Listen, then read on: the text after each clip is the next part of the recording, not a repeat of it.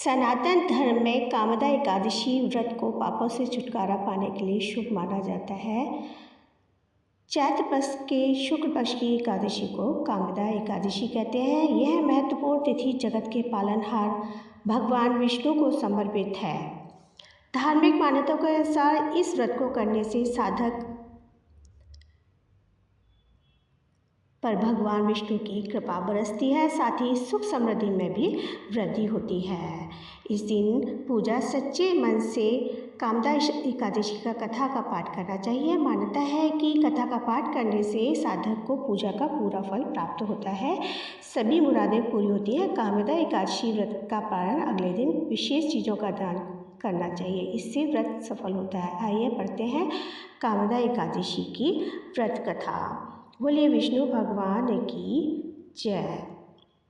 पौराणिक कथा के अनुसार चिरकाल में भोगीपुर गांव में एक राजा रहता था जिसका नाम पुंडरीक था। वह हमेशा भोग विलास में लिप्त रहता था। उसके गांव में एक स्त्री और पुरुष भी रहा करते थे जिन्हें ललित और ललिता के नाम से जाना जाता था। एक दिन पुंडरीक के दरबार में ललित गीत गा रहा था।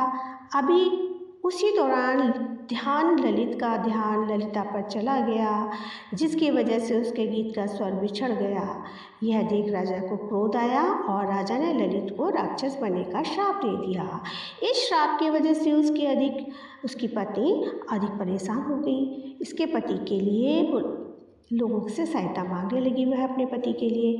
इसके बाद ललिता श्रृंगी ऋषि के आश्रम पहुंची और उन्होंने ऋषि को पति के बारे में बताया। ऋषि ने उसे कामदा एकादशी करने के लिए कहा। उन्होंने कहा कि इस व्रत को करने से तुम्हारा पति फिर से मनुष्य योनि में आ जाएगा। ललिता ने ऋषि के आदेश पर कामदा एकादशी का व्रत किया और विष्णु भगवान की विधि विधान से पूजा अर्चना की।